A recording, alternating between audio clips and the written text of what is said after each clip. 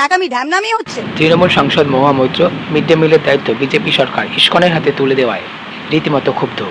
তার দাবি, বাচ্চাদের ডিম খাওয়া থেকে বঞ্চিত করতে চাইছে এই সরকার। তৃণমূল নেতা নেত্রীদের উদ্দেশ্যে যেভাবে ডিম ছুঁড়ে মারা হচ্ছে তা নিয়ে রীতিমতো কড়া প্রতিক্রিয়া জানালেন তিনি। ডিম ফেলা নাকামি ঢ্যামনামি হচ্ছে।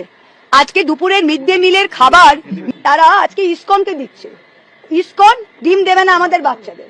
এদিকে ডিম দিয়ে লোকের ওপর ফেলা, মানুষের ওপর, নেতাদের ওপর বিজেপির লোকেরা ডিম ফেলছে, আর বিজেপির সরকার নিজের বাচ্চাদের, আমাদের বাচ্চাদের পুষ্টির পেটে আঘাত দিয়ে তারা বলছে যে তাদের ডিম খাওয়া অ্যালাউড না।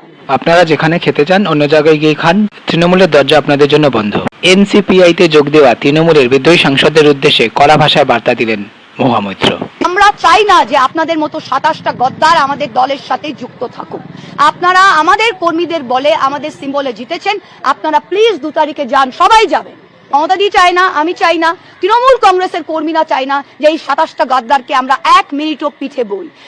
আপনারা গদ্দার party, Tuhi Chowdhury party, Tina Bhowmik party, দেবাশিসের পার্টিতে গিয়ে দাঁড়ান বা এনসিপিআই পার্টিতে দাঁড়ান, তৃণমূল কংগ্রেসের দরজা আপনাদের জন্য কিন্তু বন্ধ।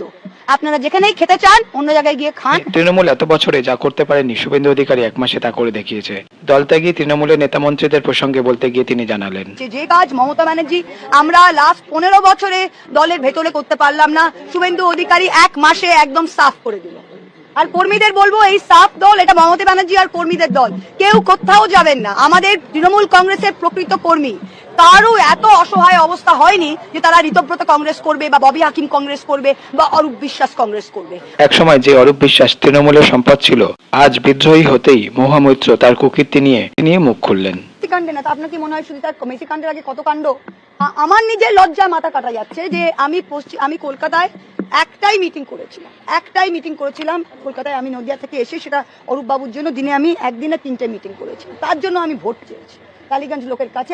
তাই জন্য আমি লজ্জিত, আমি নিজে ব্যক্তিগতভাবে লজ্জিত।